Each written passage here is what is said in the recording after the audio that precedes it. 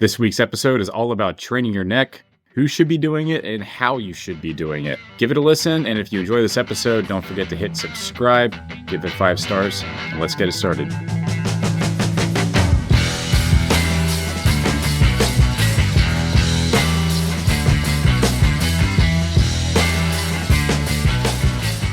All right, so obviously we're talking about yoke training. We talked about neck, so like the yoke encompassing just a little bit more than just the neck. So Jimmy, take us through the yoke. What is that?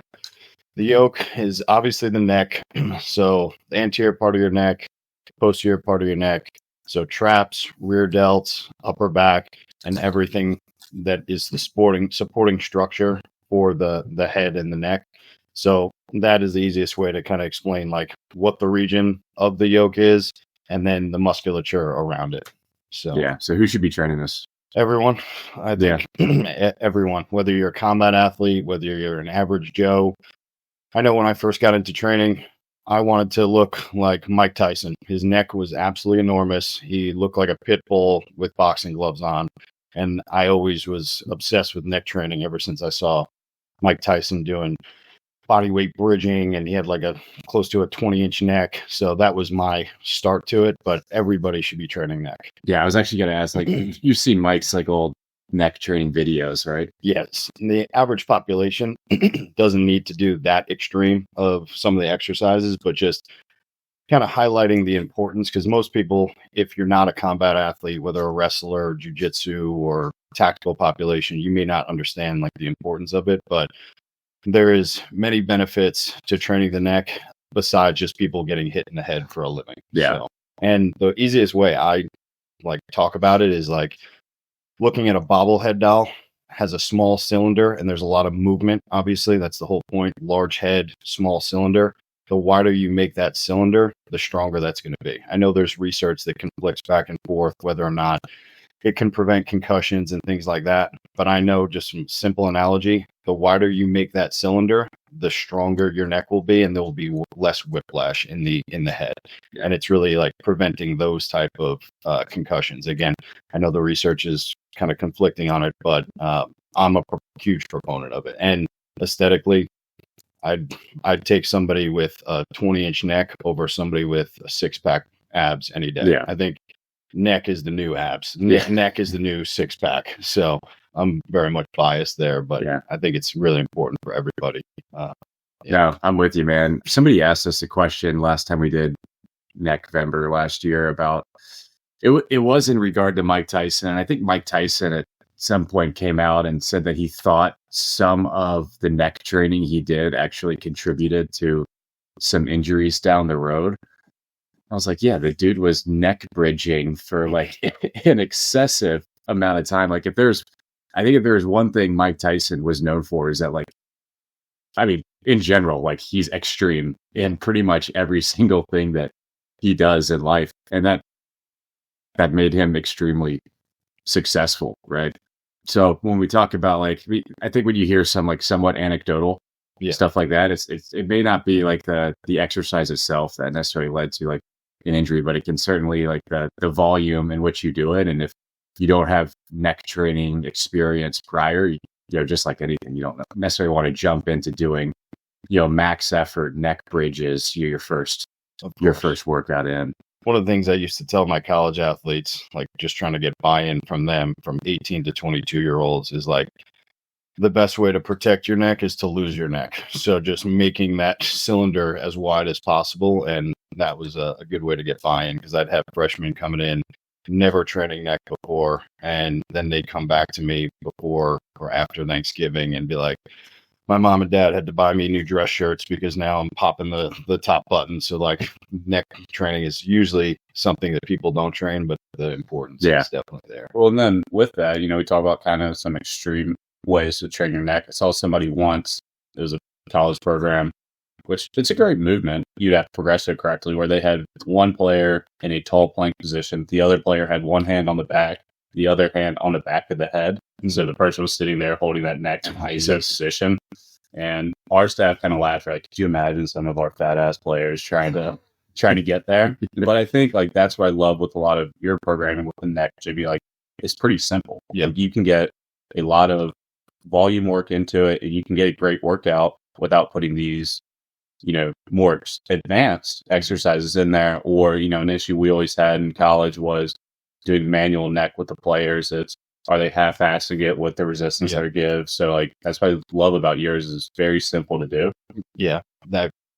Big thing too, like for the masses, like in college, you can have athletes partner up, or you as the coach can get hands-on with an athlete, but the majority of the people out there are training either in their garage or at a public gym. You're not going to ask a random dude at a public gym to start cranking on your neck. Hey man, can you hop in and just give me some manual resistance? I respect it if you could. Yeah, it's a lot of trust you're putting in somebody else who you've never met before. So a lot of things I would do in college, I don't necessarily do, like working with like my team and things like that, because of that reason. So like manual neck is great. So manual resistance, for those of you out there, like, is basically instead of a weight or an external load or a machine, you're actually having somebody pushing on your head, whether it's flexion, extension, or lateral flexion, and the resistance is external from another human being getting their hand on you. So that's why I typically, when creating neck member, I don't typically throw those things in there, because then it limits the amount of people that could actually do it. I try to keep it as simple as possible. I don't think you have to throw those things in there. Like, I was shocked and impressed, like last November, and like what you do when you program Team Yoke, how heavy you can make your head feel just by doing body weight 100% neck movements. Like, God, that is some of like the worst pain I have felt in the gym, is trying to hold your head up when your neck is at max exhaustion. 100%. Yeah, absolutely. Because I remember a couple of years ago when I came to visit you, we were doing one of Jimmy's neck programs, and I'm just sitting in there like, holy shit. And it was literally just me moving laterally with my neck, not letting my head touch the floor. Exactly. When we were on vacation, I had my wife try to do a neck circuit with me. Nice. She gave up. She also like doesn't give a shit about training her neck, which is fine. But it's funny you say that. Like, my female athletes in college, I think the importance of female athletes training their neck as well, because again, whether it's women's lacrosse, whether it's think of any female sport, like, there's still contact. And again, if you have a smaller neck and you have your head, there's going to be those risks for those whiplash concussions. And I know some of you guys out there saying like, well, the research doesn't 100% support it, but some do. So I am always, when you think about women's soccer, you're still using your own skull to hit an external object. So why not train it? It's still a muscle in your body. I'm going to leave no stone unturned and train it. So that's a good point, because does the research support it? I don't know. It's almost like, I hate to say like doesn't really matter, but like there's a critical thinking aspect to this, right? Like, if we haven't been able to exactly find like causation between neck training and your ability to prevent against a concussion, like, well, there's enough stuff that's pointing me in the direction that like this is beneficial for people, that I don't necessarily need a conclusive research study to tell me how to do it. And I was thinking about this the other day, just a couple like Instagram pages I turned over, and it's like also the difference in some coaches out there that are merely just like regurgitating research material versus like thinking critically and have the experience of like seeing this happen. Like, yeah, take you for instance, like 2 decades in collegiate strength and conditioning. Like, you probably don't need a study to definitively tell you like, hey, yes, you just confirmed the thing that I've been doing for 20 years, and that I have the experience of working with thousands of athletes that have benefited from this training. That I don't need a couple dudes in a lab saying like, yeah, you're allowed to do this now. 100%. And I'm sure also part of it is like, that's not a common topic that people are going to want to do a research on. Like, yes, I know the issue with concussions is very popular right now because of everything going on in the NFL, but like, that's a tough thing to study, I'd imagine as well. So like, yeah, my experience in college, like, I know I've seen it. Like, you train the neck, it grows bigger, that cylinder is stronger, you have a stronger neck. I'll always take a muscle that's stronger than weaker. Like, that's 100%. I'm always going to go that route. So, and again, you have to, as a strength coach, you have to blend like research and under the bar experience. And I think having the balance of both, you can't just be on one side where it's just bro science, like, oh, you move your arm doing a bicep curl like this because I feel it more. Like, no, you have to blend like the actual research out there of why you should be doing something and then actually doing it yourself. That's why it's important, I believe, that a strength coach should be practicing what they preach. So you can vet any of these things for your athletes as well. That's where I've always felt like modern athlete. That was like the space that we lived in with like the experience of the coaches that we bring to the table. Of we're kind of at that intersection between like research and practical experience. Yeah. And like they both matter. And I forgot who said it originally, but I always use the example of like Louis Simmons from West Side Barbell, like conjugate, the way that West Side trained, like based on scientific principles, but like Louis wasn't waiting around for somebody to tell him. He was like allowed to train the way that he trained because 100%. It got published in an article. Yeah. Like it was a blend of the two. And oftentimes things don't get researched until there are other people out there that are already applying it and getting results. And then somebody's like, all right, well, let's back this up with some studies. Like if you're going to progress in the field, like, hey, this is where the critical thinking aspect comes in. I've got these principles that I know to be true that research tells me. And then I've got these athletes that I'm doing this thing with. Yeah. Let's put them together and see what the results are. And the research is always going to be behind the practical application. As they said years and years ago that anabolic steroids didn't work. Yeah.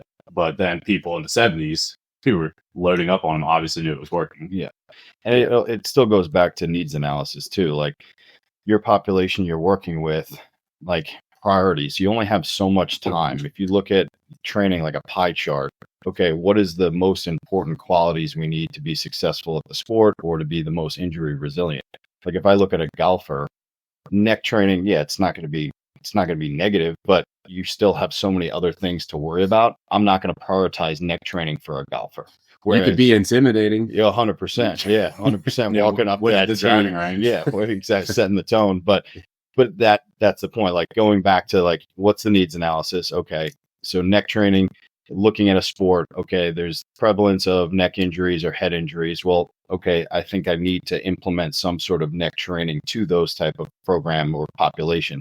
Same thing for the tactical population. Just think like if you have an external load on your head, whether it's your helmet, your nods, whatever, like why not make your neck stronger? It's not going to be a bad thing. I'm sure like being at the range with a helmet on all day and you've never trained your neck, that's going to add up over time. So yeah, I mean, we always talk about it in terms of concussion, but like the very just simple things like that, like, hey, if you have a job where you wear a helmet for a living, anyone that's been in the military a few days that is, worn a helmet and night vision and it's 4:00 in the morning and you've had the things on since 1900 the day before, and like you feel it literally like pulling your head down when you're taking a knee, like that's where neck training comes in. Like you are supporting all of this external load that you're placing on your dome. 100%. Yeah, and like anyone that's been there like knows that sucks when you feel like your nods that are not like super heavy like feel pretty. 100%. And I liked what you said earlier too about like taking like the yoke over abs. I don't know who said it originally. I think it was probably like some T-Nation article, and they were like, any skinny crackhead can have abs. Exactly. But like you see somebody with like a thick neck and like broad like upper back, like you can train. Like that they train. 100%. That's not something that you just like have. Like that takes years and years of iron and steel. 100%. 100%. And I think that was kind of I don't know. That's why I feel like Neckvember is fun. And for anyone that wasn't with us last year, like we've grown exponentially over the last year, so a good chance you weren't.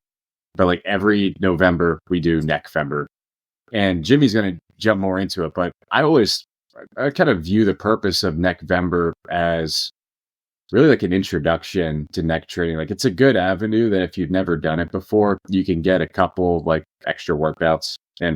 And I won't steal your thunder in talking about it, but I think it's important to differentiate because I know Sornex does Squattober, Deadcember. Neckvember is not like intended to be its own training plan. It's simply like some additions that you can throw at the end of your current training plan if you want to get 10, 15 minutes of like some neck and like yoke training. And I think last year we did was neck, traps, like rear delts and triceps. I think is what we threw in for neck member. So sorry, I'll stop talking and let you get into it. Yeah, the big thing, like talking about sore necks, coming out with Squattober, December. Now I think they're doing Benchuary. Nice. Which is hysterical. But it's less about what you're doing, and it's more about like the community of people, like getting like like-minded people all behind something, and you're rowing the boat the same direction.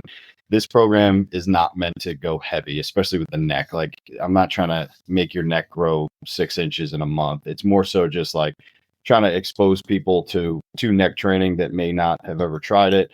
So you can scale these things to body weight, especially if you've never done any neck training. I would definitely err on the side of caution. Same way you jump into any new training program. You're not going to go full send right from the beginning, which a lot of people do. But I definitely tell people, especially with the neck, definitely don't do that. But we've talked about in previous podcasts, and if you're on our teams, you can see behind the curtain of like, we like having structure. Like, I think it's really important. Like, workouts are just things like one-off things thrown together, whereas training plans are structured and they have a goal to them. So I structured this the same way. So basically I go flexion day 1, and we're going to be putting this out obviously, but I won't get into the details of exact exercises. But so flexion day 1 with shrug work after that, volume shrug work. Day 2 is more your extension. So flexion day 1, extension of the neck. So head going back day 2. And that is with some more upper back work, volume based. And then day 3 is your lateral flexion. So basically moving your head side to side under either load or body weight. And then day 4 is more isometric holds, either flexion, holding like forward or backward. And then I alternate the weeks as well into lateral flexion holds. And then it also has some more rear delt work. And then the last day of the week, so Friday, is a heavy carry. So some sort of farmer's carry, heavy. And again, all these workouts are meant to be no longer than 10, 15 minutes. And again, it's not something you need percentages for. It's just slow cooking this thing, coming together as a community, doing some add-on neck to you're already doing the training program. But yeah, that's the basic structure. And then we progress week to week, whether it's volume or load. And I give some percentages based on body weight for your farmer's carries and things like that. But that's the kind of basic overview of it. But again, there's structure to each day. There's progression over time, over the month, and it's just getting the community of people behind training the neck and trying to look like Mike Tyson by the end. So yeah. I think too, what I found with the people that did Neckvember last year, like we pride ourselves a lot on things like blue collar work ethic, and like that neck training seems to really attract like that type of person. Like there's nobody out there that is like kind of on the fence every day about like should I work out? Like maybe I'll just like walk on the treadmill. That's like kind of shift to I want to train my neck. Like if you get people that are out there that like are getting pumped about like training your neck, there's a good chance that like they're also going to bring a pretty decent work ethic. 100%. Like I view it like, if Rocky IV is one of your inspirations for getting into training, you're probably in the right community of people. Like I just remember growing up, like seeing Rocky Balboa training outside, splitting wood, growing a beard, doing off the wall type exercises. Those that's what kind of got me into training. And now blending the science, obviously, and the blue collar work is what I always try to pride myself on is that piece of it, like the science and the blue collar. Yeah, it's like if you enjoy working out in flannel shirts with farm equipment, you're the type of person that will enjoy Neckvember. 100%. And if you want to do Neckvember, it's super simple. We do all of our training through Train Heroic, but Neckvember specifically is on Instagram. So if you don't follow our Instagram page, it's at Modern Athlete Strength. I'll put it in the notes at the bottom. But all you got to do is show up there, and we're going to put out a workout every day, at least during the work week. So I think it's still Monday through Friday. We take the weekends off. Correct. Is that correct? Okay. Yeah, correct. So I will post that the day prior. So you'll see, I think November 1st is actually a Friday. So on Thursday evening, I'll post the first neck workout. So I guess, on Halloween, the first neck workout will come out, intended to be done November 1st. And then every 24 hours after that, we'll be getting the next day's training out there. We'll run that for the entire course of November. And that's a good point because it's starting on a Friday. So we're only getting one day in that week. I'm doing the 13 stripes and 50 stars themed yoke workout. So that's 50 reps of each exercise and 13 exercises. And that's going to be the inspiration for that first one. So we'll obviously be pushing that out on Halloween, but that'll be a good one to start the month. And then you have the weekend to recover. And then you're into the structure that I talked about a couple minutes ago. Dude, I'm excited for it. One of the best reviews we've ever received. This dude sent me a DM last year. And he was like, bro, I was just like doing dishes and my wife told me my neck looks huge. I didn't even tell her I was doing Neckvember. That's awesome. And I was like, hell yeah, that's awesome. One of the best DMs I've ever received on this page. So that's awesome. Yeah. Do you encourage anyone to do like measurements beforehand? I suppose they can if they want. Yeah, measurements is the easiest way, just a tape measure, just like as if you were getting fitted for a suit or anything like that. And yeah, I think that would be a good metric to go by. But again, it's highlighting the importance of neck training and then sustaining it even after Neckvember. So on the team Yoke, I typically go 3 days a week with neck training, still following the same principles, trying to hit each one of those movement patterns, whether it's flexion, extension, upper back, tricep, usually like a Monday, Wednesday, Friday, so you can button it on one of your programs you're already doing. So yeah, this is just about training the neck forever. Because again, even God forbid you get in a car accident, like I'd rather have a stronger neck so I can avoid the whiplash type situation. It's going to happen, but the stronger that cylinder, I think the more resilient you'll be. So do you have triceps built into this Neckvember? We'll see. Yeah. Okay.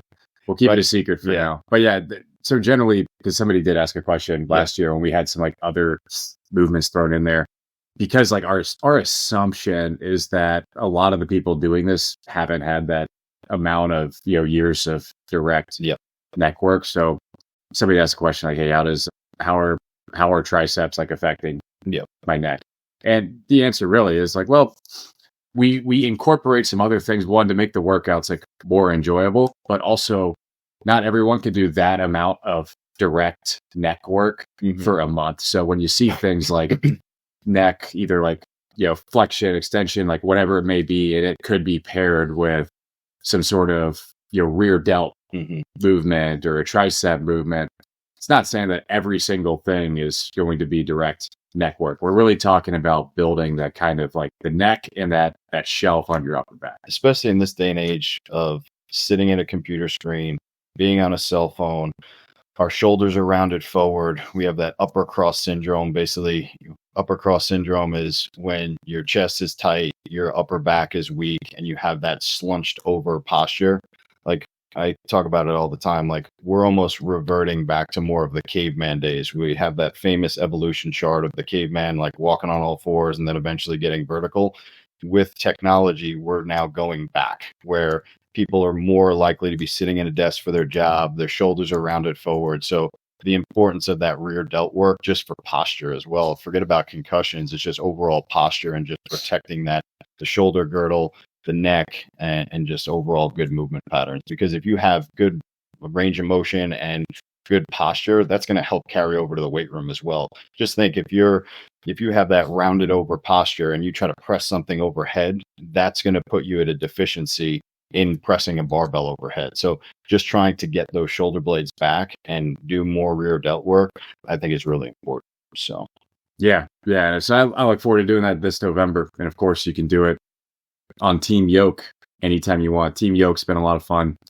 But again, Neckvember is designed to be placed at the end of whatever you're currently doing for training. So I think that's like one benefit of, it's certainly not like a knock on like Squatober or anything, but in order to do those things, you have to go all in on that program and you have to stop whatever you're doing. Like you can't stack up the way you've been training with those workouts. So Neckvember is designed to not be like disruptive at all to how you currently train. It's just an addition for people that want to gain some experience training in this manner. So I think that's one thing that's really cool about it.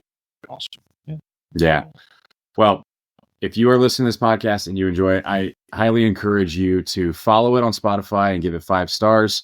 All these things help out with the algorithm as we're trying to gain more and more viewers here to spread our philosophy of no BS strength and conditioning.